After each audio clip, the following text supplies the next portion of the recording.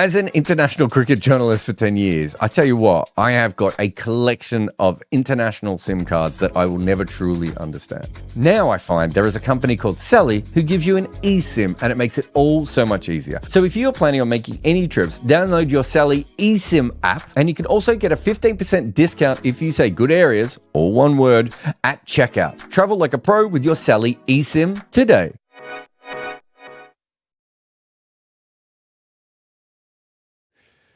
Hello, everyone, and welcome to the Wagon Wheel. I'm Jarrod Kimber. This is the cricket podcast where we answer your questions. Please, and if you are in the YouTube and you want to ask any questions, the super chats are the best way to go. But of course, thank you to everyone who supports us on Patreon, Good Areas Podcast. You can find us there. And on the Patreon is the best way if you want to get questions in ahead of time, so you don't have to be lurking around waiting to ask anything like you do on the super chats. But Satchmo, He asked a question. He started it off right here. He said, should the World Test Championship award more points for an away win? It seems perverse that New Zealand get the same amount of points for winning 3-0 in India as they would for winning 3-0 at home. It's a really interesting one.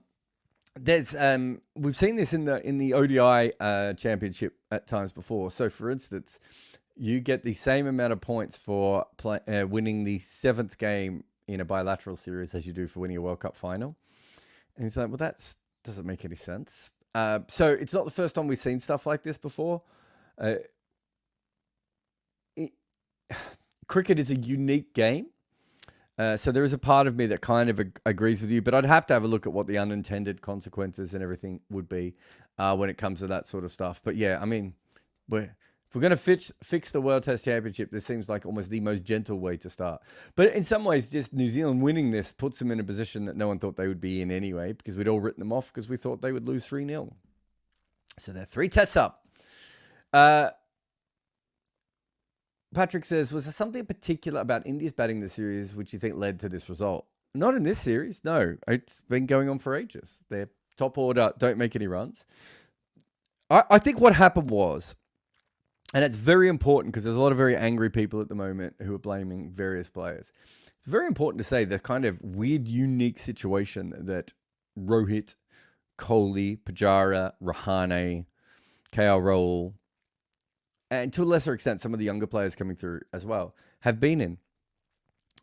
Generally in Test cricket, you make your runs at home on the wickets that you are used to.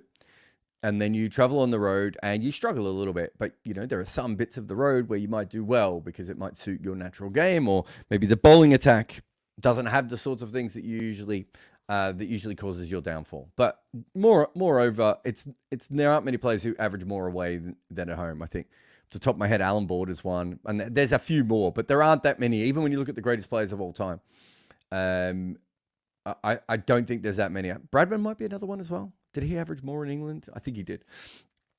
I could be wrong with Bradman, but I think I've got a feeling Bradman might be another one. But there really aren't that many players who do it, right? It's not what you do. So what you have is the Indian batters specifically have been from 2017 through to basically now, the wobble ball era has been happening. And I know there have been some years where the batters have kind of fought back a little bit and everything else, but I don't think we've had a year over an average of 32 or 33. So every year in Test cricket since the start of 2017 has been a bowling year, right? Specifically a seam bowling year, because those are the bowlers who have completely taken over. And I think it's something like, I was looking this up the other day, I think it's when a ball seems more than 1 degree, the best batters in the world are not very good. Like we're talking about averages of around 15 to 20, I think, when the ball seems more than 1 degree. And the wobble ball doesn't move as often, but when it moves more than 1 degree. And so we have that kind of, that's something that's happened. Players, especially the older players, so that Virat Kohli, maybe you'd throw KL in there, certainly Pujara and Rahane, they grew up being very good against seam bowling in one particular way. And then during their career, it changed. You have to go with that, but you also have to go with the fact that the vast majority of the best players in the world, whether they be Steve Smith or Joe Root, Kane Williamson, all these players started to struggle a lot more against seam than they ever had before. And the Indian players were as susceptible to that as everyone else. So then you go home And you play in a place where there isn't much seam movement and you should be able to dominate.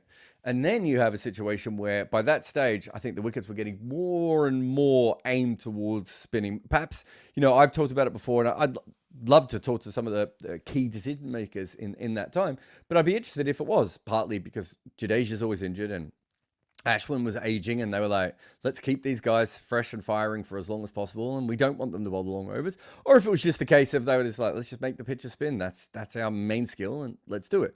But it meant that the batting averages around the world dropped, and the batting averages at home dropped. I don't think it's a big surprise that we've seen all the Indian batters essentially struggle at the same time. And where we have seen some success has been that sort of middle to lower order, where they've kind of propped it up a little bit. And then the fact that India still has this incredible 5-person bowling attack, with backups and spares and, extra parts available to them at all times, means that they can out-bowl most sides. So what I saw in this series is the culmination, really, of all of those other things that I've been talking about for a long time. I think it's a very weird and wacky world that these players have entered into. And that's modern sport. You have to overcome it. And I don't think they did.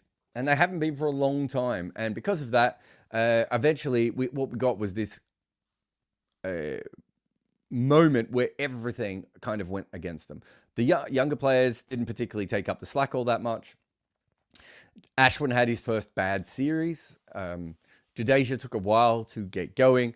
They were out-bowled by two people that obviously are not on their level, who basically carried their attacks almost single-handedly. The Bengaluru pitch is, such a weird pitch. Like, it was seaming, it was swinging, and it was bouncing uncontrollably. All those things came together with a batting order that hasn't been very confident for a long time and hasn't been as used to making runs over a long period of time. And, a bunch of New Zealand players had incredible moments. Essentially, Henry, Ajaz, and Santner all played brilliantly in one test each, and that was enough to make a huge difference. Bloody says, there are 38 teams in the Ranji Trophy. All have batters whose bread and butter is batting in India against spinners better than the ones New Zealand have fielded this series. How is it possible for India's top order to be consistently poor this past couple of years? Is because Ranji Trophy pitches tend to be flatter than international. So the last couple of years of Ranji Trophy, I don't know how much you know about this, Bloody, but they've actually changed their wickets quite a lot, and they much more favour seam bowling. So I think Unadkat might have been the leading wicket taker, at least in one Ranji Trophy, but I think it might have even been more than that. And they did that from a good position. I think it was a smart decision. They said, we're not having trouble finding people who can play spin. We're not having trouble with people who can bowl spin. What we are having trouble is finding enough seamers consistently, and we want to be able to do that. I've said before, I think the issue that they had was they went about it the wrong way. Actually, the best way of doing it is to have really flat batting tracks, where I think what you then get to see is you get to see guys who are very good at bowling with an old broken ball. That sort of, Neil Wagner, Ben Stokes, Pat Cummins type of players that we have seen over the last couple of years are very, very important for your test team to be successful. And to be fair, India have Bumrah, so they kind of already have a huge advantage there. But those are the kinds of bowlers that you really want in test cricket consistently. And then the other thing that allows you to do is it allows for your batters to feel very, very confident when they get to the next level. They've got a lot of runs behind them. And, it doesn't mean that they're not going to fail or everything else. But I've always thought a big problem with the West Indies is these guys, there's batting talent in the West Indies, but like a good batter in the West Indies is averaging like 42 in first-class cricket. And Australia is starting to have a similar sort of issue coming through. I think Usman Khawaja talked about it on the Grade Cricketer podcast. It's like you look at it and you're just like, well, how are they, if no one's making any runs, who do you pick? And then if you do pick them, they know that they're about, if they don't make runs almost instantly, everyone's going to go, well, look, they only averaged 36 in first-class cricket or 41 in first-class cricket. Like, they weren't that good to begin with.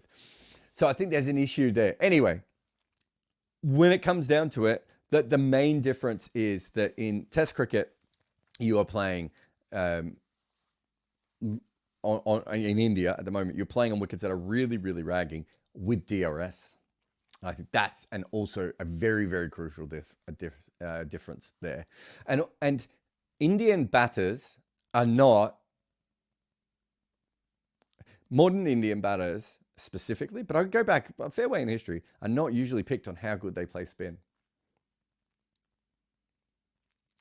And the reason for that is that there is a baseline of being able to play spin in India. Like I would say Rahane is probably one of the worst modern Indian players of spin. But Rahane averaged like 55 or 60 in Mumbai in his career. So we can assume that he was probably pretty good at spin and it didn't try to transfer to international cricket for whatever reason. Partly maybe because of these wickets, or partly just maybe DRS changed the way he played it. But most Indian batters are not picked based on how they play spin. They're going to be picked on how much they have a well-rounded game and can go everywhere else. So that kind of a Murali Vijay is a really interesting one here. So I had a look at Murali Vijay's record the other day, and I think I'm right in saying that he was the worst player of seam bowling in the database I was looking at. As far as when the ball was zipping around from seam, he could not play it at all. We all know how good a player Murali Vijay was. And you know, I use Bisham Bedi in my book as another person of... Bisham Bedi might have been in the top 2 or 3% of players of spin bowling ever, right? I mean, maybe higher, maybe the top 1%, maybe even the top, 99.9% percentile. But his skills didn't transfer to over other things. And we see this over and over again, right? Of us... You need to be able to be a little bit more well-rounded. So the best players for India are not the players who are necessarily the best against spin. It's probably the players who have the game for Test cricket around the world or international cricket around the world. So it's a very different skill than you're looking for anyway. But yeah, Ranji, pitch has definitely changed. For a while anyway. Ian says, in an alternate reality, let's do it. In the next BGT, Australia can pick 2 Kiwis and India can pick 2 Pakistanis. Who would they pick for a series in Australia and for the return in India, respectively? Oh, okay. I don't know if India needs to pick many Pakistani players, do they?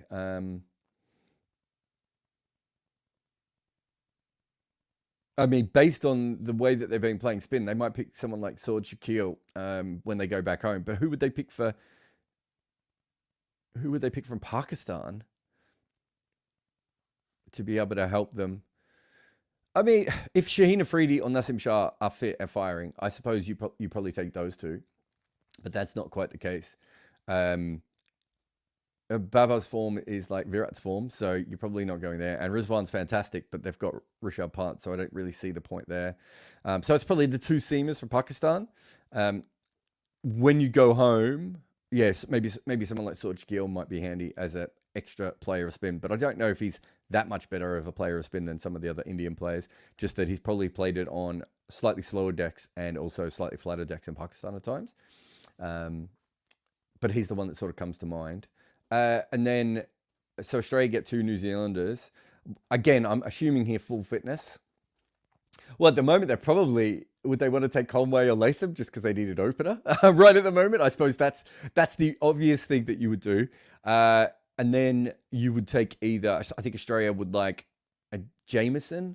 Would they need Henry? What's their bowling lineup? Jameson. Henry's a little bit older, isn't he? Yeah, I mean, I probably think they would prefer Jameson. And then perhaps Will O'Rourke would be quite a good bowler in Australia as well. And when they're going back to India, is Ajaz Patel more used than Matt Kuhneman? Probably is, isn't he? Maybe at the moment, anyway. And the way that Santner bowled recently, they might take him as well. But yeah, it's an interesting question, actually. I really like that one. All right, let us take a quick break here. And when we come back, we will have more on the Wagon Wheel. If you need your pitch changed, well, NordVPN can doctor any surface to a new location so that your IP address is set for you to win. Want to watch a game on a free stream in another hemisphere? Give NordVPN the ball. Or if you just want to watch a clip on social media that a cricket board won't allow, promote NordVPN to pinch hit. So if you need a VPN, go Nord. Use nordvpn.com/Kimber to get a 2-year contract with a discount, plus 4 extra months and gifts in some markets. It's completely risk-free with Nord's 30-day money-back guarantee. The link is in the show notes. Protect your computer like a bowler protects the boundaries in the death overs with nordvpn.com/Kimber today.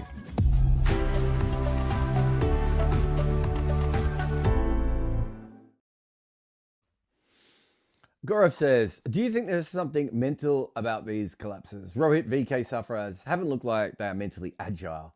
I know Jarrod shows stats proving India isn't as bad against spin as fans suggest. So I think they had the same average against spin in this series as the New Zealand batters did. Slightly different kind of spin, but still. Is there something that has caught the eye over the last couple of years, Bazball influence? I think everyone's playing spin differently. I think we're seeing Indian sweep and slog sweep and reverse sweep more than they ever have, from that point of view. But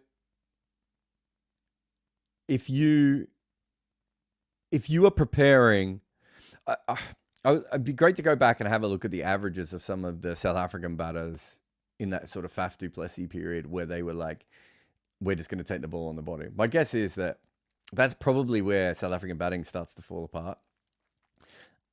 Because how do you make runs when you're not sure if the ball is going to, rear up at you or not, right? Like, it's just a really hard thing. And it's the same with these pitches of, we consider 5 degrees of turn ragging. And the median turn in this 2-day test match, 2 and a bit days test match, was 4.8 or 4.9, actually, it might have been, Varun, I remember. But it was so high. I just don't think you can expect anyone to be consistently good in that. And if you go back to the great players, so, I mentioned Bishop Beatty before, Sunil Gavaskar, you can have probably Rahul Dravid, the VJs, all these sorts of players, and players not from Asia as well, Lara and Flower, Bradman, Harvey, incredible players of spin from around the world. I think in the old days, you had the ability to, with bats that were a little bit, that weren't as springy, to dead bat the ball. So the modern bats make it very hard to just sit there and block the ball the way that you used to, because the ball pings off everything now, right? So we never talk about this. We always talk about modern bats being a huge advantage, but they can be a big disadvantage as well. For instance, if you've got a bat that's that thick, that's a lot more of space for the ball to take the edge of, right? It's much harder to take the edge of a bat that is very, very small than one that is very, very thick. And you see it a lot. We used to see it a lot when we had the ultra edge. No, what's the ultra edge? The hotspot. You could see that sometimes the ball would take the very back part of the bat. And so that's a play and miss with a normal size bat. Again, it's very hard to dead bat, because if you are just dead batting, you're in a position where the ball just springs off your blade and is much more likely to be caught by close in fielders and everything else. Secondly, you can't use your pad as a main form of defense anymore, in the way that I suppose Jimmy Adams is the last great player that really did that. But, that was quite a common thing for 50, 60, even going back maybe before World War II. It was a really common tactic of just pretending that you were playing the shot, but actually your pad was playing the shot and you couldn't be given out. Umpires eventually warmed up to that. And then you've got the DRS angle. So the other thing you could do is you could legitimately try and play the ball with as softer hands as possible with your pad together. And if you missed it, it hit your pad, but you were playing a shot. And as long as you were outside the line or close enough to the line, it wasn't given. If the ball was spinning a lot, quite often it wasn't given. DRS has just completely changed the way umpires give LBWs out. So you can't use your pad in the same way that you can. It's harder to soft bat in the way that you once did. There's all these little changes to that. And the vast majority of cricketers coming through now spend a lot of time playing limited overs cricket. And so I don't think that we can deny that impact has changed things. And so the way that you play spin bowling is very, very different. Trying to manipulate the field, trying to take a chance, but take to take that chance to move the field away, and all those sorts of things that we see are a part of how you play. So if you then, everything I've just said, if you include ragging wickets on that, it's suddenly a completely different thing. And I talked to Raul Dravid for my book about this, and there were so many different things that he said I just didn't have to worry about that modern batters have to worry about. And one of the things he was talking about is him and the other coaches just kept saying to everyone, "Oh, just use your feet, come down to the spinners." And eventually they started to realize, oh, they can't, because spin is like 10 kilometers quicker now than it was. So I think in the Hawkeye database, I think one of the slowest spinners on record is Shane Warne, who bowls between 76 and 79. When the young leg spinner from England, who's Mason Craig, no, not Mason Craig, the other one, whose name I should remember. Someone will probably put it in the comments in a moment. When that other person comes through and says something like, "Oh, this guy's too slow," and I'm like, "Well, that's the same speed as Shane Warne." So that is how much it has changed now. The idea of bowling in the high 70s is way too slow. It's not even too slow; it's way too slow. And you go back and you watch Bisham Beatty bowl. I wouldn't surprise me if Bisham Beatty bowled in the low 70s, right? It's so incredibly slow. So facing Bisham Beatty is nothing like facing Ravi Jadeja. They're both left-arm finger spinners. They're both incredibly skillful, but they are not doing the same thing. And so when you're facing Bisham Beatty, what you can do is you can come down and you can nullify the spin. You can use your pads. You can get outside. You can get down the pitch, and you're not going to be given LBW. All these basic things that no longer exist. So now if you throw in ragging pitches as well, and not just ragging pitches, that if you go back and you have a look at, there's a great test match. I think I mentioned it recently, where Sunil Gavaskar makes an incredible score in a chase against Pakistan on a pitch just turning sideways. That pitch was really, really tough to bat on. And Sunil Gavaskar's innings in that match is absolutely brilliant. I don't think it's that much different than some of the Indian wickets we've seen recently, though. So the thought that you're going to be consistently good at it, I thought Rohit Sharma was perhaps one of the better players in that. Things change. And so there is, when you say, is there something mental about these collapses?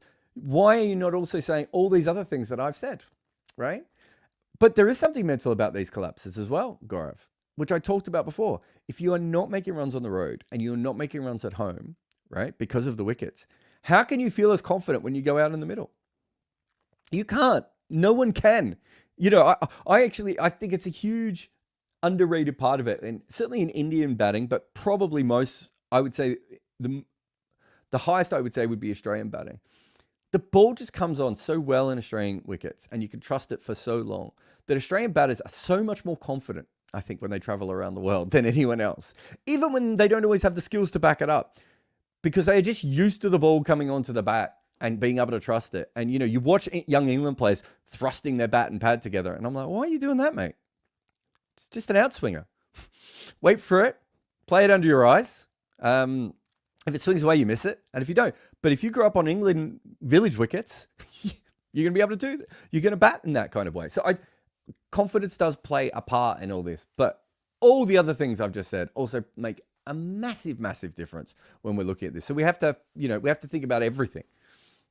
Ali says, what do you think of the Australian ODI squad? Seemingly, they won the last World Cup with minimal planning, and even now they seem to be on autopilot. Have they given up on the format but still win despite it? They muck around until the tournament comes around. I think they probably won 2 World Cups on the back of starting the tournament slow and things coming together for them.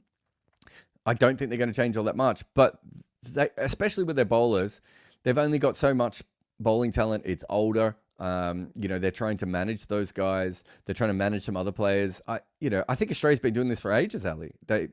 And you don't see many teams, especially Australia, England, and India, send out full strength teams in bilaterals all that often. That's where we are in cricket. Oh. Niran says, what do you think of this 11? Shadnam Islam, Mohammad Al Hassan Joy, Shan Masood, Virat Kohli, Travis Head, Ben Stokes, Josh De Silva, Rakim Cornwall, Ebed Hassan, Khalil Ahmed, Shoaib Bashir. The batters have the lowest batting average at each position since 2020, but have played at least one test at that position. The bowlers are 2 spinners and 2 seamers who have the worst average since 2020. but I've played at least one. For number 6, I didn't consider Blundell, even though he had a worse average than Stokes, because I wanted Josh to Silver at number 7.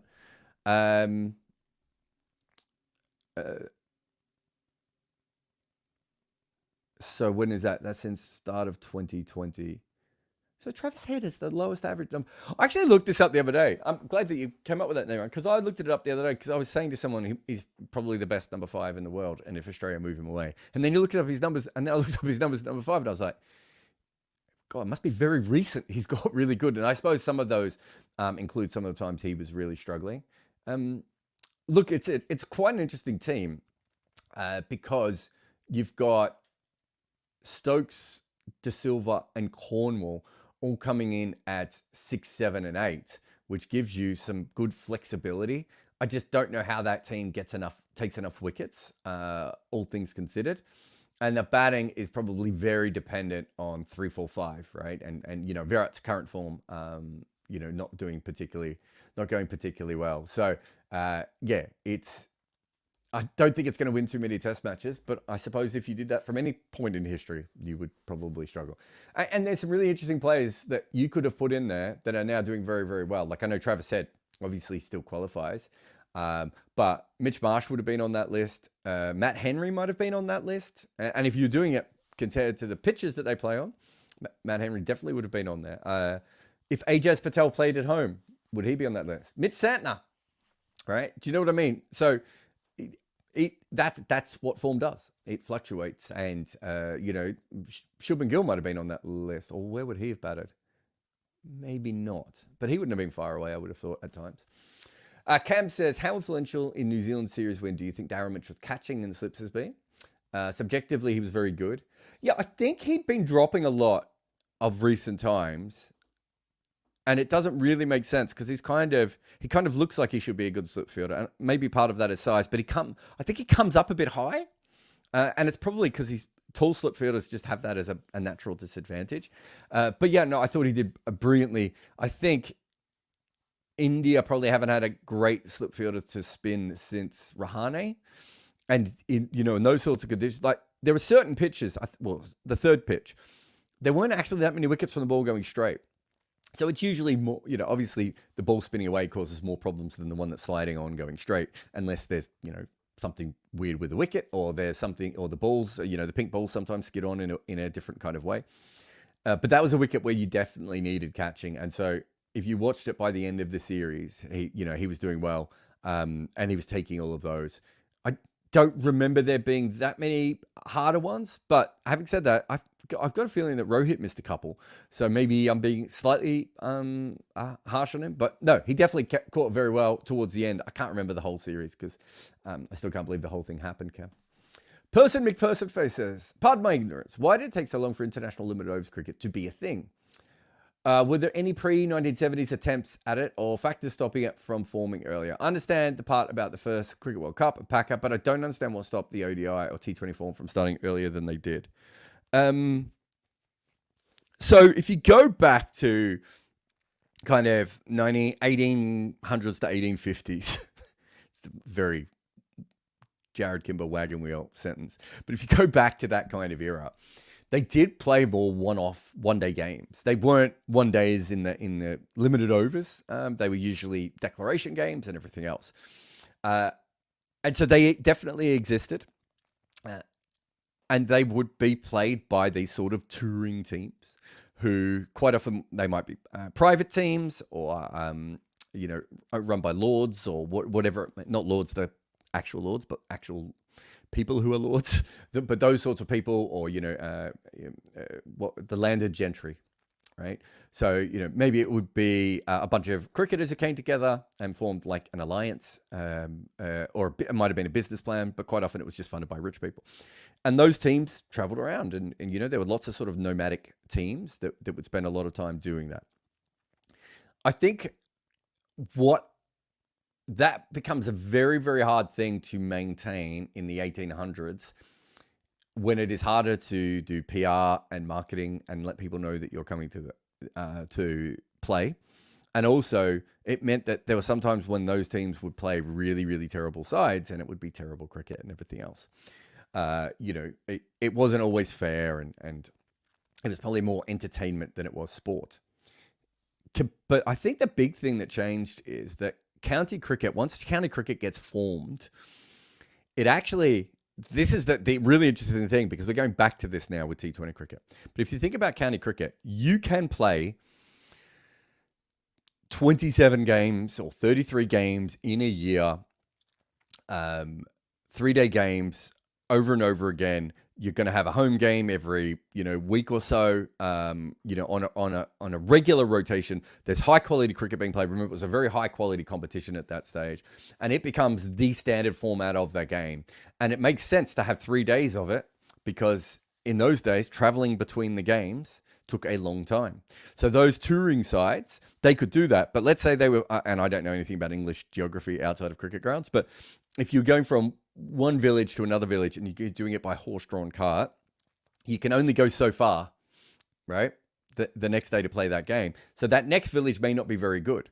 Whereas when you're playing all the players from the county, you're naturally going to have weaker counties and stronger counties, but you're going to have some very good cricketers, and it's going to be over a 3-day period, which is more of an event, which is how things were done in that era. County cricket is where international cricket springs from. And if you think about it exactly the same, let's say you are traveling all the way to Australia to play, or to South Africa, or to New Zealand, India, West Indies, right up until planes become a big deal, right? So I suppose Pakistan would be probably the last test nation that came in when teams still traveled by boat. I think that's right. I think I've got a feeling that someone told me that recently, that there's an actual test series that people have worked out is the last one that teams travel to on boat. But those teams, when they were traveling, so you're traveling all that way, and let's say you play a game in Guyana, and then the next day you're automatically guaranteed a game again in Guyana, and then the next day you're automatically guaranteed a game in Guyana and everything else. Obviously, if you're doing limited overs cricket or 1-day cricket, it would be very different. And it's like, why play the same team in the same place 5 consecutive days in 5 different games when you could just play them in one game, which is already considered the best format of the game? So I think a lot of it was to do with 1800s England. I think a lot of it is to do with how tours worked in those days. And again, think about somewhere like Australia. So if you want to play multiple different teams, there's a long time to get between Melbourne and Adelaide, and Melbourne and Sydney, or Melbourne and Brisbane, and all those sorts of things. So I think to the actual time that went, but it was considered the best format. But 1-day cricket always existed. It's really interesting to me that club cricket in Australia at the top level is 2-day games, or actually even at the bottom level was 2-day games. What am I saying? Normal club cricket was quite often 2-day games. Whereas in England, it was 1 day. So it always existed, but the 3-day games, the 4-day games, the 5-day games were always seen as the ultimate. And so if you go back, that you do get some 2-day tour games. And I think the West Indies played Ireland in like a 1-day game, but they were never seen as really serious games. That was the one at Sion Mills in 1960 odd. But they were never really seen as serious. So even when you played a 1-day game, it wasn't seen as real cricket. And that's the other part of this, that it was never quite seen in the same way person. And so it takes a long time for everyone to work that out. But if you think about it from the way factory and travel and everything else, it's like 1-day cricket is actually a bit of a pain. The idea of playing 100 overs in a game, everyone going really hard, and then having to play the next day is a little bit trickier. Whereas that's not what happens. You bowlers don't bowl every day in a first class game, right? Like on average, they're not bowling and they're not going in all the way.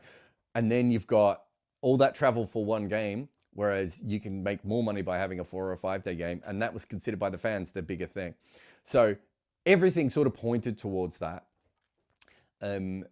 What was also needs to be pointed out is the people running cricket were completely backwards. They weren't really moving with the times, and they weren't trying to do what was best for cricket fans or for cricket audiences or anything else. They were just doing it as it has always been done, as much as possible. Let's have another quick break here on the Wagon Wheel. I'm Jarrod Kimber, and I'll be back in a moment.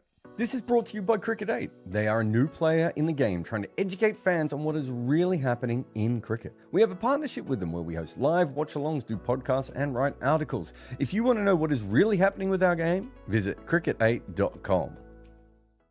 If you make any content, Minvo Pro is the tool for you. Take your long format content and cut it and slice it for social media. This AI-inspired weapon will turn your one piece of work into so many clips. Try Minvo.pro now. Aditya says, you talk about micro skills like varying the pace of the ball, bowling, top spin, side spin. And such being the difference between really good part-timer like Phillips and a bowler like Ajaz Patel. At what stage of their career do bowlers develop such micro skills? Do they typically dominate first-class cricket with the single great ball, which is accurate, sensei international quality, but learn such minutiae when they're thrown into much deeper waters? Or is it something that happens when they develop in first-class cricket? So, a lot of part-timers who are good. So, Carl Hooper, Joe Root, Michael Clark, Glenn Phillips, go through the sort of history of those sorts of players. Mark Waugh might be another one that you would throw into that sort of thing. A lot of those part-timers are good, have a delivery or a style or height or lack of height or whatever that means that they can bowl one very, very decent delivery. So Joe Root and Michael Clark could bowl quite fast spin, right? Faster than most full-time spinners. Now, it's possibly because they're not putting as many revs on the ball, and that allows them to do that. But in certain situations, it means it's very, very handy for them. So they have one skill that really helps them, and that is what they are usually brought on to do. As you become a full-time bowler, you realize that one skill is not enough, and that you need to be able to work out maybe changing angles on the crease, maybe everything else. And then you get the other part-timers who are probably more like, I'm trying to think of someone.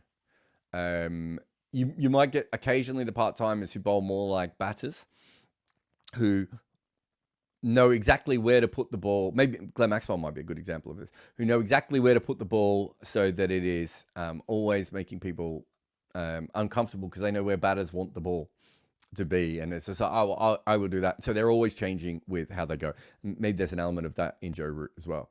But if you get Joe Root or Glenn Phillips or Carl Hooper on a flat wicket where it's not doing anything, a lot of their skills don't go anywhere because they need some kind of extra form of assistance.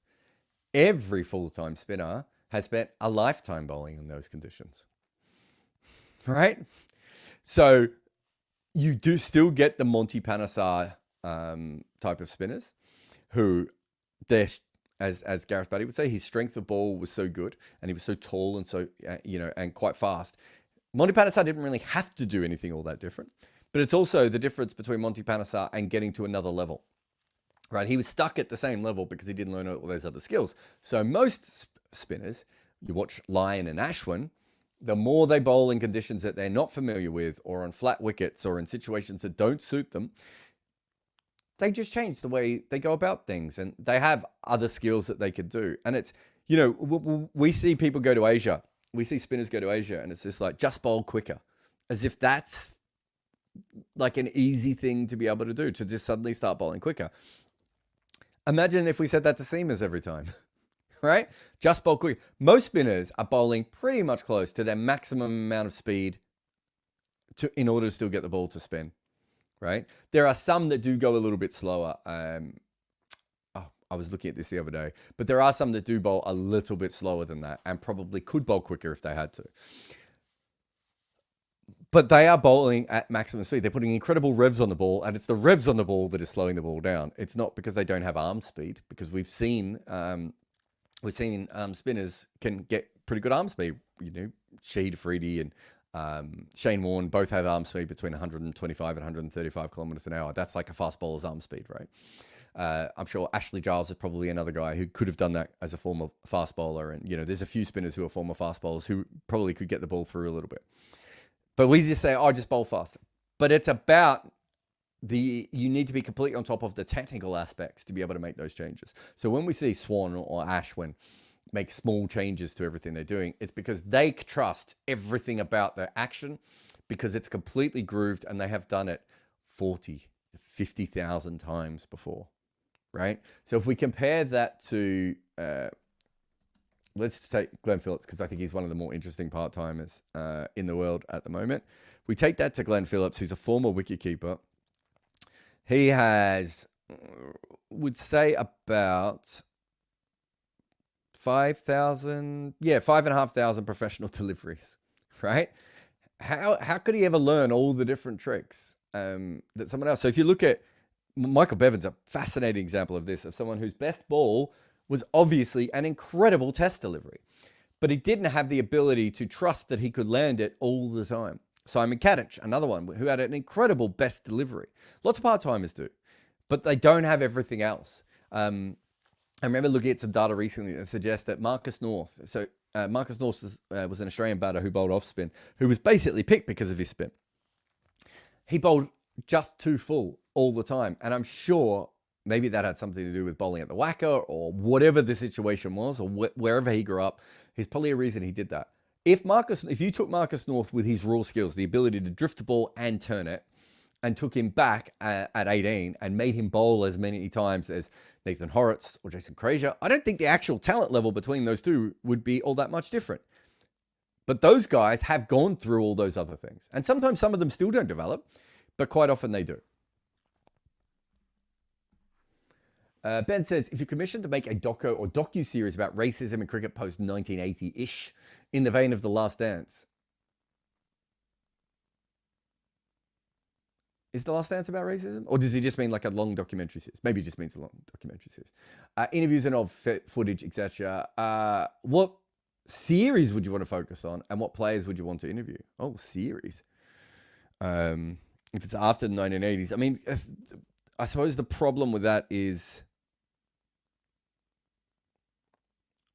Oh, I wonder if it's not, and I don't remember the exact series, Ben, so I'm very sorry. But I wonder if it's not going back to the series where Wagon was in reverse swung the ball in England. It's hilarious to me that England go on to be a really good nation of reverse swingers, and it was, and it's no different in the history of cricket. Like, I've obviously covered the wrongling quite a bit, and that was, other white guys, and it's still got a lot of negative connotations. But I do think that reverse swing and the way we see skills come out of Asia have been always looked down on, have been racialized. And I wonder if that's not the great series for that, because I don't remember it as much with the Doosra. I mean, it was there for the Doosra. It really becomes a bigger deal with the Doosra afterwards.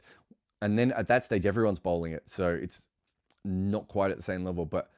And I wasn't in the UK when the reverse swing thing happened, but I know I've talked to a lot of people who, talked about the way that it was treated at that time. So I wonder if that isn't the one. I'm trying to think if there's anything else. I mean, if you're going to make a Last Dance series, I take the racism out of it, but if you're talking about two different cultures clashing, it's India, Australia in 2008, right? Like 2007, 2008. That's the series that you want to sit. Well, you can't sit everyone down. Unfortunately, Andrew Simons has left, but I think the majority of the other players are still around. I don't think Sachin would sit for it. But I think most of the others would. I think that's the most interesting moment in cricket from a changing of the guard, changing what cricket is. The country who has dominated it for so long, going up against the country who's about to dominate it, and we probably didn't really even quite see it that way at that time. You've got two different countries, you've got politicians involved, you've got cricketers involved, cricket public involved, and I'm probably more keen on that one because that's the one that kind of springboarded my career. Like, if that was a normal series, I don't know if I'd be working in cricket now. And that, I'd probably be writing on something else. Probably would have ended up writing in, either writing movie scripts or writing on a movie blog or something. Like, I think my career would have completely changed if that series doesn't happen. But you look back and it's so huge.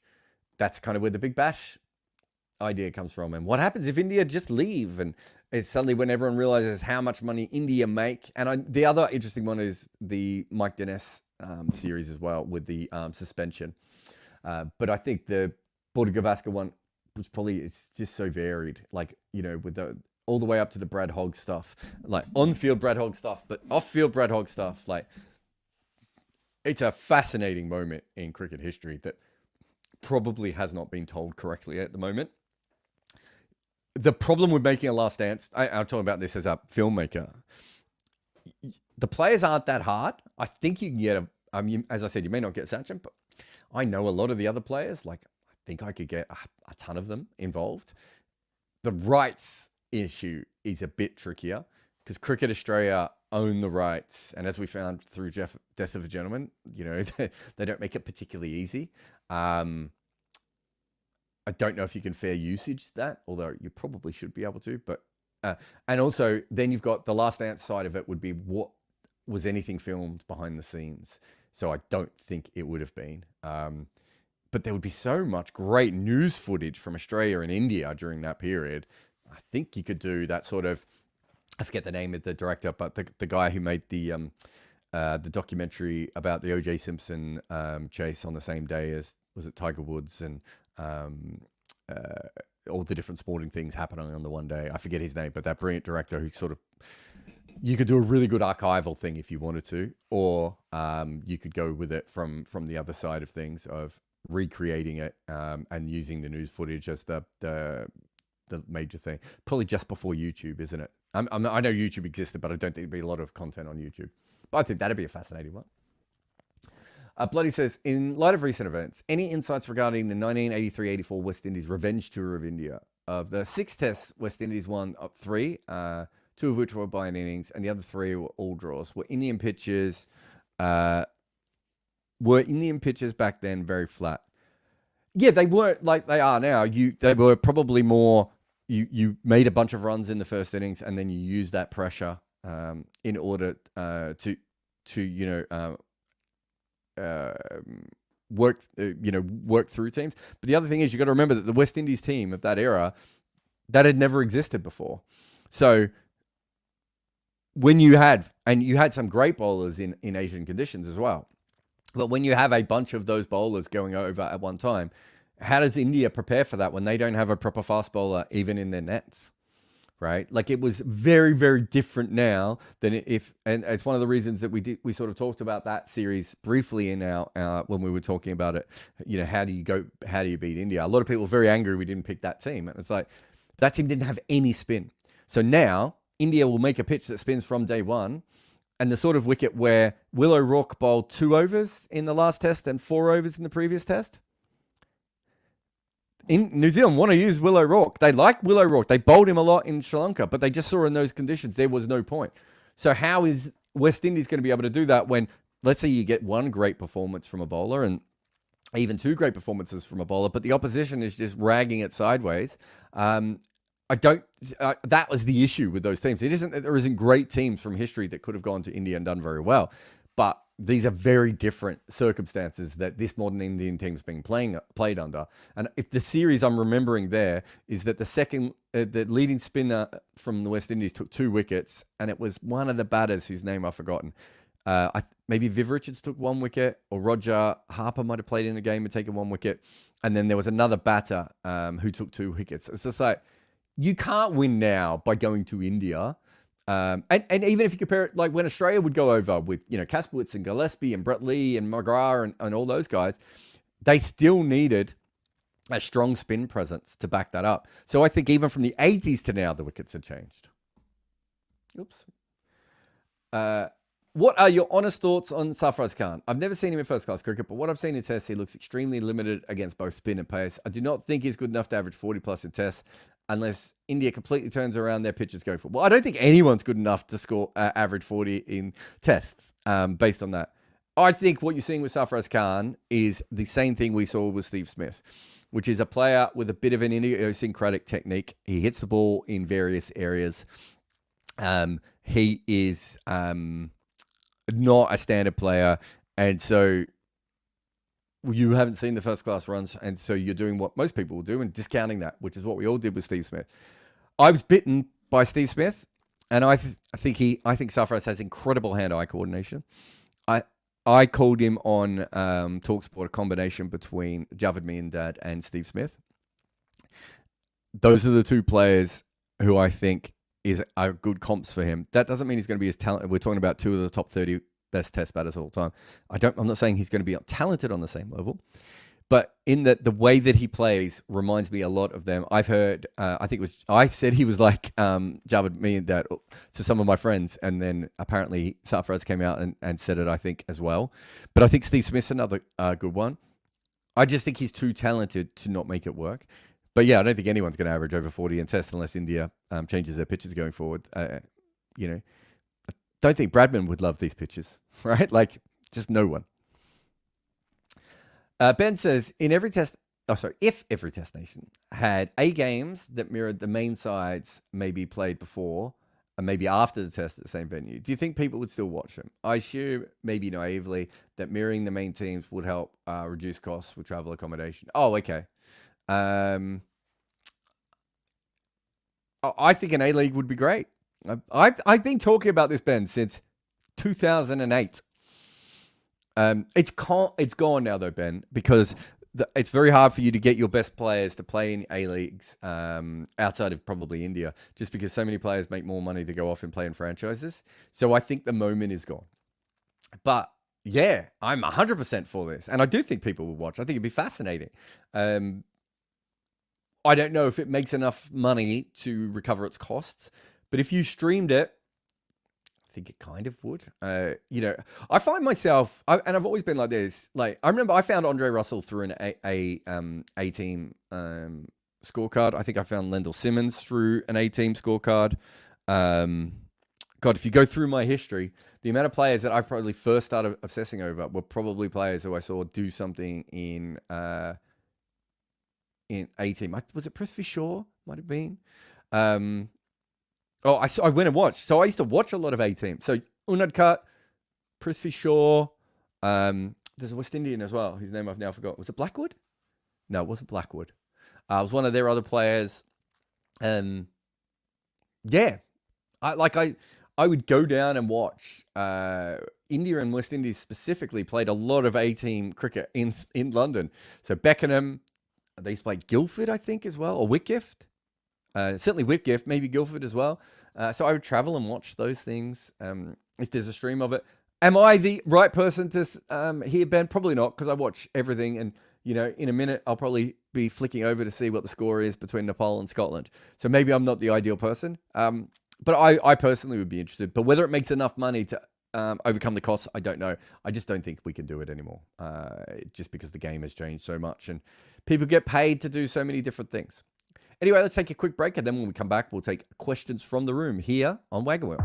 If you need a VPN, go Nord. Use nordvpn.com/Kimber to get a 2-year contract with a discount, plus 4 extra months, plus gifts in some markets. It's completely risk-free with Nord's 30-day money-back guarantee. The link is in the show notes. Protect your computer like a blocker protects the stumps with NordVPN today.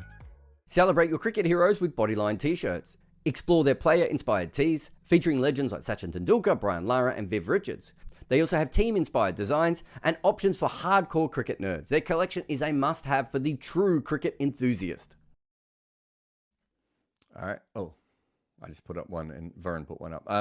The documentary I was talking about before was June 17th, 1994 by Brett Morgan. I think he invented the style, which is making documentaries purely from found footage. And if I'm not, and it was someone else, and I've confused that, but Sam Collins, who I did Death of a Gentleman with, I think did a similar documentary. And I remember telling him about that film and a couple of other films that I'd seen that had done it. It's a brilliant way of doing it. Because it'd be so much great, angry, nonsensical news footage and talk show footage from 2007, 2008 series. Anyway, sorry, Varun. Soham says, what happened to the Hindi channel? It pissed me off that the random cricket influencers who put out bullshit have millions of subs, but actual content gets ignored. You need memes and a catchy song. So the Hindi channel is back up and running. So Mega is doing it. It's something that, we are putting time and effort into, but it is another thing on top of everything else that we do. So I think we've got about 500 to 1,000 followers on the channel so far. So if you like it, subscribe and help support us, it's certainly something that we want to do. So yeah, we'll continue to do it. I think the last video, I can't remember what the last video was on. Sorry, I should know. But yeah, we're trying to put out at least one video every week on it. So slightly less than the main channel. It's one of these things that if we got sponsors in, so yeah, we've got 550 subscribers over there. If we got sponsors in, we could do a lot more with it. And we're basically just waiting for the algorithms to pick it up, which is always a bit of a pain, but it happened with this channel. Well, not even this channel actually didn't. This channel got picked up really quickly, but the original Good Areas pod channel took forever. We had no followers for ages. Like it just, and the videos, like no one was having a look at them at all. So we're hoping with the Hindi channel that the whole Hindi audience, and I think, and not just Hindi, but a lot of cricket audience, I think, in the non-English speaking world just doesn't get a lot of great analysis. So we're hoping we can throw that over to people and show them what we can do. But yeah, we're just going to make the content the same way. We're not going to make it we're not going to do memes and catchy song. Although sometimes we do memes and catchy songs as well. So we'll see how that goes, but we'll just continue to make stuff the way that we do. Anish says, things are bad when Wasim Akram says Pakistan can win against India on a spinning track. What a downfall. Heartbroken. Where do we go from here? Well, I mean, I think, Anish, it's worth remembering that not many teams have actually beaten India on spinning tracks. And so, I mean, if I'm Pakistan, I'm quite excited because we just won some games. But if I'm India, I'm like, settle down, champs. You need to win more than one series against the team who also beat us in a test match and then we blitzed before you need to do that. But look, this might be a transitional period for Indian cricket. That's fine. That's okay. These things happen. It's not going to be a long transition, and there's plenty of talent coming through. I'm not really worried about that. Samit, and thank you very much for your podcast. Samit, I don't know if you have a podcast. For your super chat, that's very nice. Number one, South Africa are now in pole for World Test Championship. I think Australia's in. Oh yeah, Australia and South Africa. Yep, that makes sense. South Africa and New Zealand reverse swept the best spin attacks. Will it be a new template for center teams in Asia? Well, yeah, it starts with baseball, right? I was tracking this for England. England's reverse sweep rate has gone through the roof since the start of baseball, and they were doing it a bit beforehand. So yeah, it's going to happen. Does South Africa have the best all-down condition bowling? Yeah, because I think they have more seamers available to them than India, and you're more likely to go in with more seam than spin in general in Test cricket. But they probably don't have the third spinner they certainly don't have that. And in the same way that India don't always have the second or third seamer. So it's about half and half. In a podcast you called Rabada not sexy. How sexy was Rabada in Bangladesh? No, he bowled brilliantly. I mean non-sexy in the way of, and I think him and Cummins both kind of have this. They both have their best delivery, and their best delivery is really, really good. And that's what we see. Like, Mitchell Stark's much sexier to watch, right? He's not as good as those two. Mark Wood's much sexier to watch. Even I like a Bhuvi Kumar hooping it around corners. What Rabada and Cummins do is like they have their line and they have their length and they have their best delivery, and good luck. Right? I don't find that particularly sexy, no. And I wasn't any sexier in Bangladesh. Have you changed your mind on South African batters? They made runs in the last series Samit. They would have to make their runs consistently. I really like betting them. If you have a look though, Samit, who was the person who was telling them to pick Stubbs and Dazorzi a couple of years ago? Go back and have a look at that video. Thanks for your super chat. Deepak says, Mo Babbitt mentioned that they released Siraj because they are looking for specific T20 skills to succeed in Chinnaswamy. What exactly are those skills? Oh, God. Wow. I don't know. They've tried height, haven't they, in Green and Jameson, and that didn't particularly work. I suppose the best way to, and Mo Babbitt would be in a better position than me because he's thinking about this stuff all the time.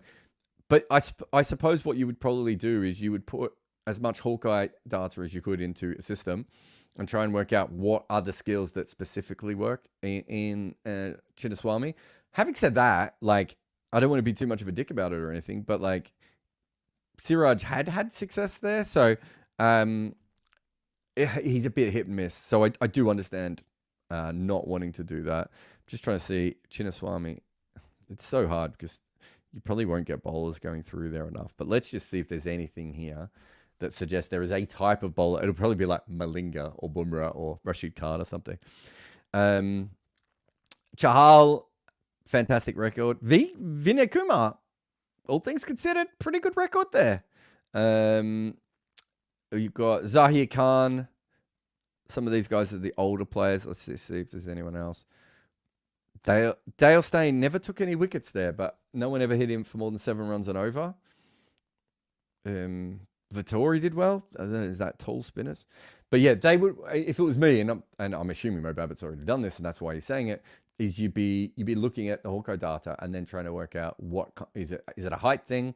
Is it a pace thing? Is it swing thing or a seam thing? Is it spinning the ball from low, from high? Is it top spin? That's what you're looking for, and that's what I assume he would be looking for. Anish says, is this one-off series or more to follow in the future? I'm assuming he means India's loss here.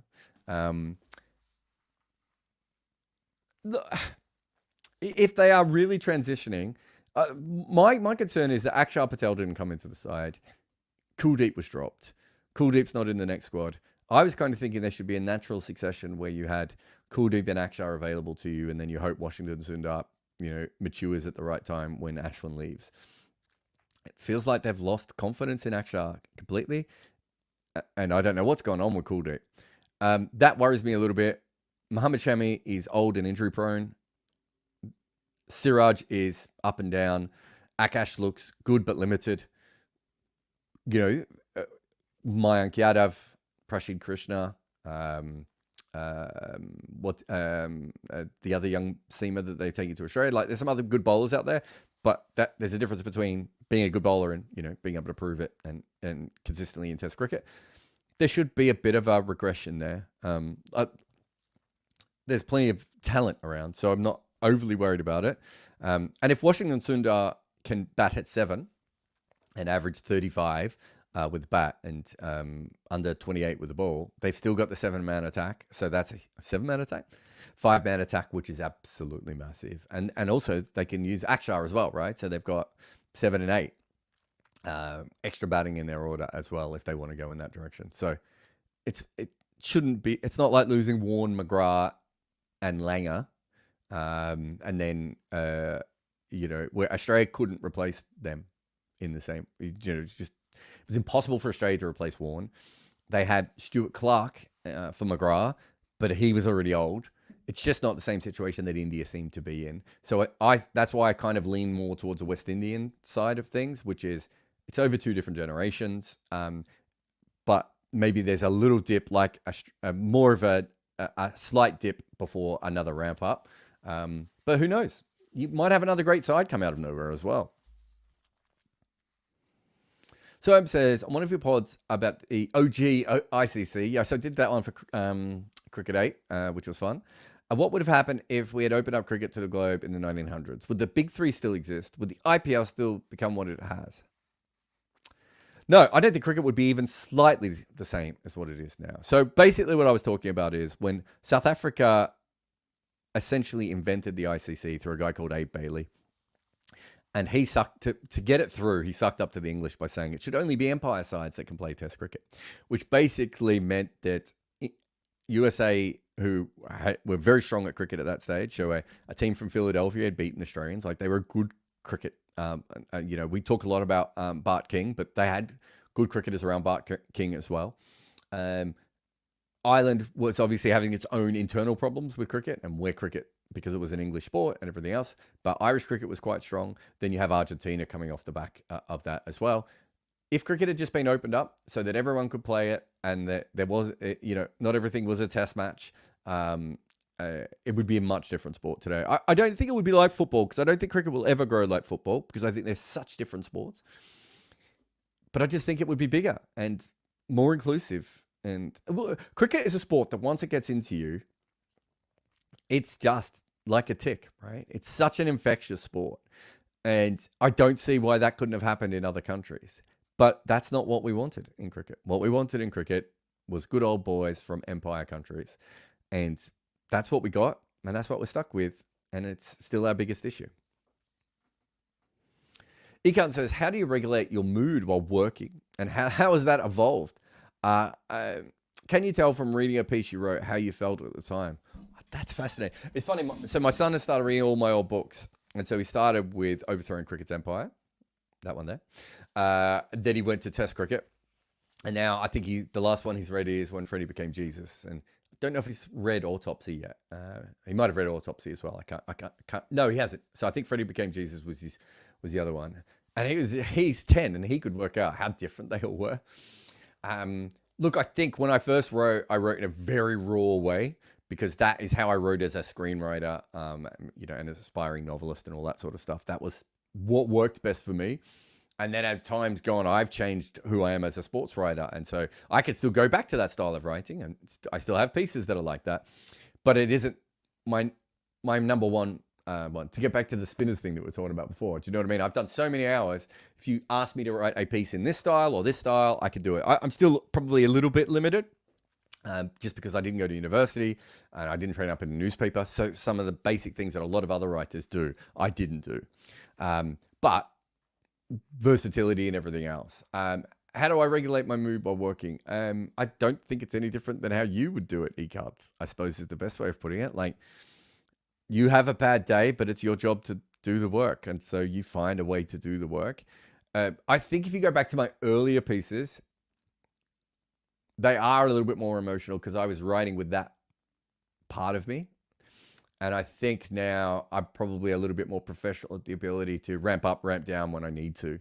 So I think if you looked at some of my earlier pieces, I might be able to tell how I felt at that time. Whereas now I probably don't, do that. You're also talking, I have no idea how many words I've written, but you're probably talking to someone who's written between, I don't know, I haven't done the maths in a while, but between 5 and 9 million words. Like, I don't remember the pieces, and I don't always. Sometimes people will send me a quote of mine. I'll be like, "Are you sure I wrote that?" And there were even quotes that have been attributed to me where I've had to go back and Google them. And I'm like, "Oh no, they're right. I did write that. Oh, I don't remember that at all." No, I mean, it's just professionalism. I suppose the older you get, it's just like, I have to do the job, and here's the job, and the piece requires this. So, that's how I always think. I think when I was younger, it was more about me, and now it's more about the story and the person I'm writing about, or the people that I'm writing about. And so they deserve me to be at my best, and they don't deserve me to be in a pissy mood just because I'm in a pissy mood or tired or whatever. Doesn't mean that all those things don't affect you, because they affect every person in every job. Egan says, while chatting to a cricketer, what about them have you related to the most, and what's made you go, geez, you and I are a different species?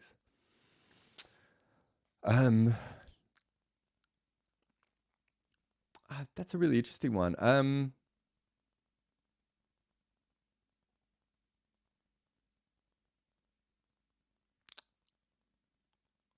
I don't know how to answer the first one. I mean, I was talking about this with someone the other day. I was talking to a cricketer about another cricketer the other day, and I said, you know what I mean? When you're talking to them, they don't feel like a cricketer. And he took it as a bit of an insult or a weird thing. But what I meant was that this other person, they just related to you as, I am a person who had a professional job and you are a person who had a professional job. So there aren't many cricketers who are like that. But I suppose those are the ones where I'm just like, and it's probably taken a while for me to get to this part of my career where I am treated that way by cricketers, because in some cases I've been around for their entire careers now, right? And like, if you're a younger cricketer, like, I'm probably seen as some old mainstream guy, like, by a lot of them. Maybe less so now that I'm on YouTube. But before I went to YouTube and I was on Cricinfo and TalkSport and working in teams, like, I was kind of seen as that sort of person. So there's a lot of cricketers who just now treat me like a professional in the same way they would treat another cricketer like a professional. Not everyone. A lot of them, will never be like that. What is it about a different species? A lot of it is about just... it's two things. It's belief, their ability to believe in the face of things that just don't make sense is really, really interesting to me. And the other one is the competitiveness that a lot of them have, they can't even have a conversation where they're not trying to beat you in the conversation. We're just like, settle down, mate. We're just telling stories. It's okay. We're all having fun here. Varun says, rather than a documentary being made in the veins of The Last Dance, why not go with the way SB Nation's Dorktown Seattle Mariners, which I feel is the best sports documentary with data of heavy take? Varun, have you been to our main channel?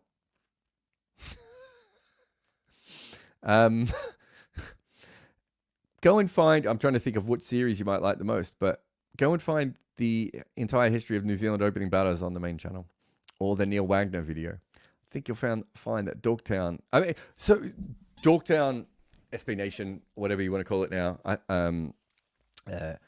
think they changed their name again, didn't they? But that style, it's really, I think, as a sports writer, he's a very, John Boyce is the guy. He's a very similar kind of sports writer to me, and probably comes at things from a very different style. And I wanted to make YouTube videos that were not just me sitting in front of a camera like this. Although I also now really like doing this, which I didn't think I would when we first started the YouTube. And John Boyce came along at a good time. It wasn't just him. There was Foolish Baseball. I didn't look as much at the TIFO stuff, but TIFO is another one. You've got Thinking Basketball. All these people in America were making these incredible video essays. And so that's what our main channel is.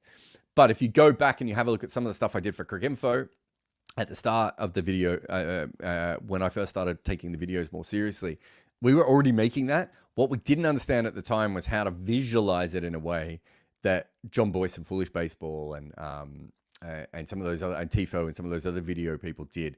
And it's hard because we don't always, American sports just has so much more budget, so they have, everything else. But what John Boyce allowed me to do is realize that my pieces could work in a video form. I didn't have to change the pieces for video.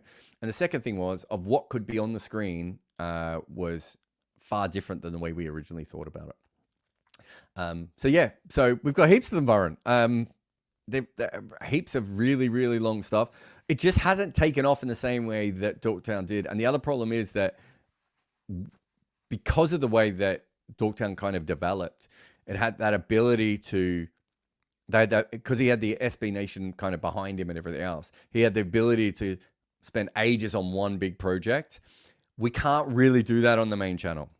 So there's a video I've been working on for years that I haven't actually got around to, partly because it's just like other things just keep happening. I get other jobs. I have to go work in other places. Other news stories, all these sorts of things happen. So this is my main source of income. So while I would love to do those bigger stories, we're not quite there yet. I've got a documentary that I've co-written that'll be out with Channel 9 this year about Kerry Packer. It's probably,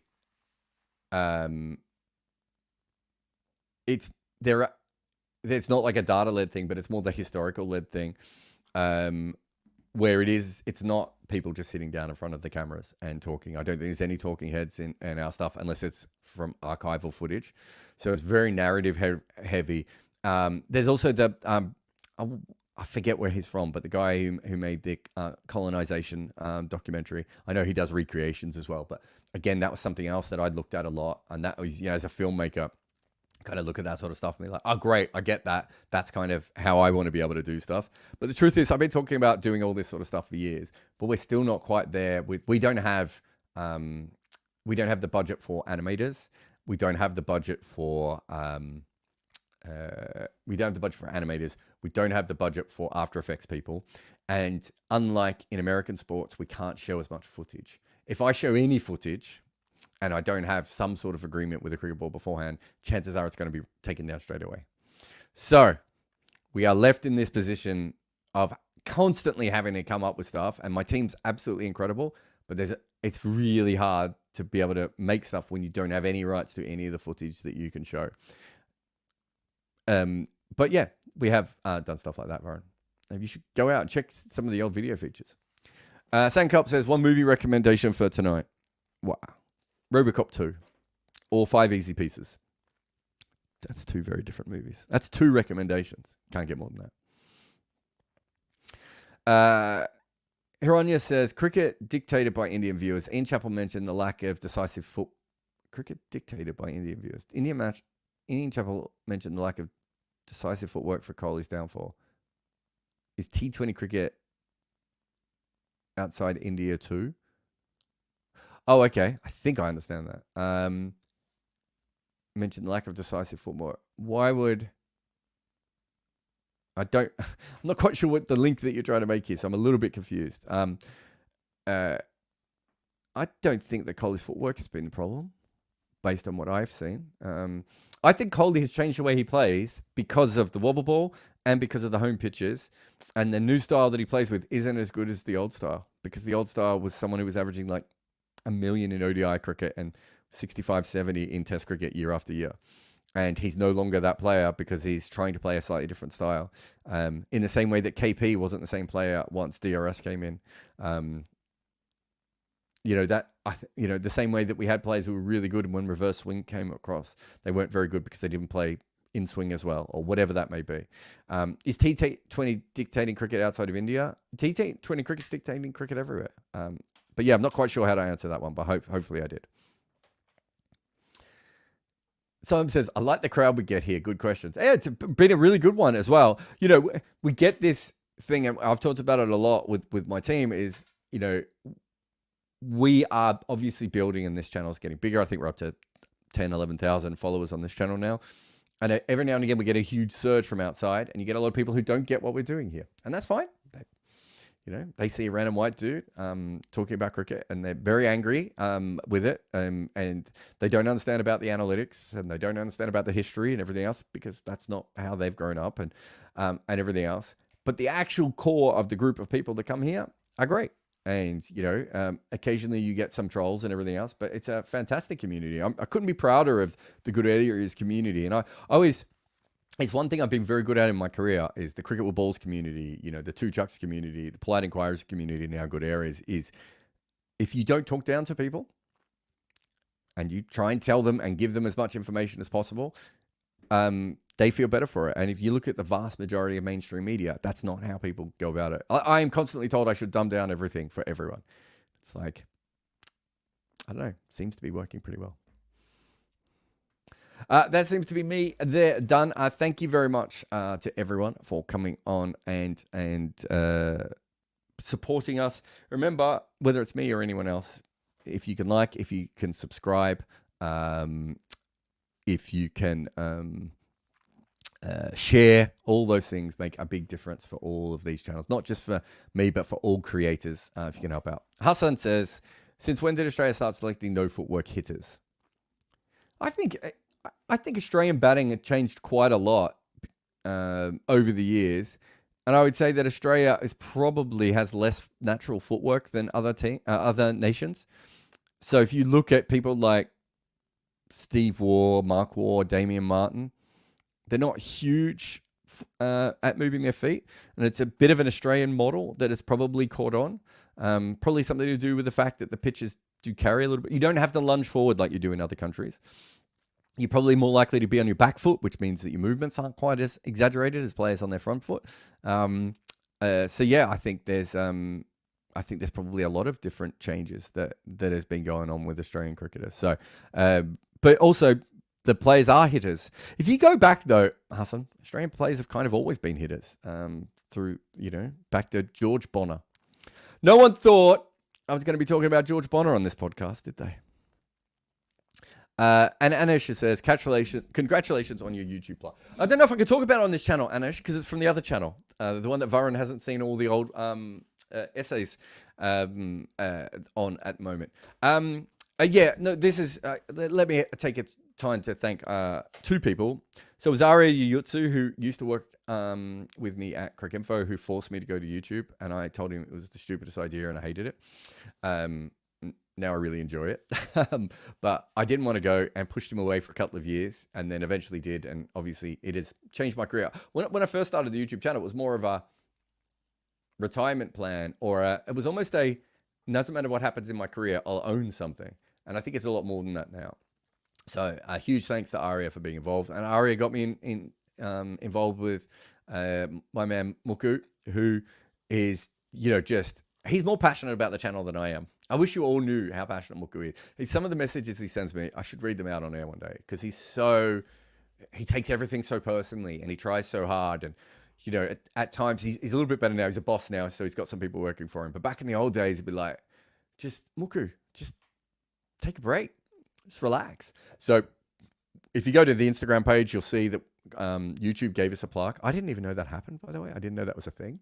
It shows you how much I'm out of the YouTube space. But it just arrived at my house like a real thing from the internet. I thought it was just stuff you bought off, from Temu that arrived in your house. But yes, so I think all the real effort goes down to Muku for being able to do this. He's the one who's allowed me to be able to do it, because if you go back, like I was heavily editing a lot of the stuff early on, and I am an editor by trade, so I have some of those skills, but it was taking so much time. Now I can just focus on the making, and that also comes into, I don't want to go through everyone, but being able to hire people like Sean and Estelle as well allows me to just be able to focus on the ideas. In Varun, who's here in the chat today, and I could go through the entire group. I'm not going to, because I'll forget someone, but the point being is all those people allow us to do things like that. It's like today, I'm like, I sent a message to Rakshit and I said, Rakshit, can you put all the graphics together so we can do Wagon Wheel? And he does it in like way quicker than I would ever be able to do it, which means I can sit here and talk for an extra 20 minutes because I was just in the other room changing my sheets while he did it, right? Doing a little bit of laundry and stuff. So it's really, I think to them, it's a huge thing. I think it's a huge thing for them to be able to get that. And,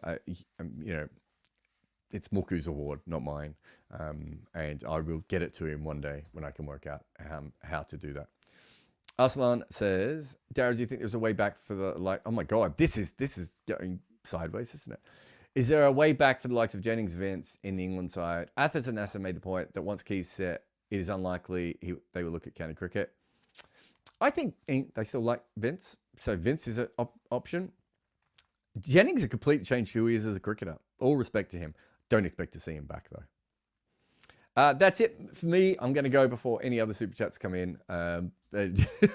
But thank you to everyone who put them in there, and of course for everyone else, everyone in the comments and everything else. Huge, huge thank you to all of you for turning up for this live as well. And I will see you again very soon for more of this kind of thing. And I think if you're around later, Issam and Bayram are going to do Bangladesh South Africa, which was a series I was incredibly excited for. Then all the other cricket kept happening on top of my face. And then Bangladesh were absolute trash. And so sometimes you just have to not do it. And that was the series I just went, that one's not for me. So instead we got Issam. And me and Issam are about as like for like as you would get. We both spin the ball away from the bat, although I'm sure he does it a little bit more beautiful than I do. As a cricket journalist, I would travel sometimes up to 200 days a year. I loved watching cricket games. I loved going to new countries. It was an absolute dream. But there was one thing I hated more than anything else about it, and it was this little pin. The thing that I need to change my SIM card in every new country. The absolute worst thing about this pin and SIM cards is when I was traveling to the West Indies, of having to arrive in every new island or country and having to work out if I could still find this pin and then line up and get my SIM card in every single airport. Well, now we have the answer thanks to Sally. They can make it so you never have to worry about this nonsense ever again. They use an eSIM app that once you install once, it is easy, simple, and cheap. Oh, and it works in more than 160 countries. And you can throw these pins away forever, because now you just need to download the Sally app before your trip. And if you do it with our code, Good Areas, you get an exclusive 15% discount on Sally eSIM data plans. So before your next holiday or work trip or any time you have to travel to another country, download the Sally app and use the code Good Areas, all one word, at checkout, and you can travel like a pro with Sally.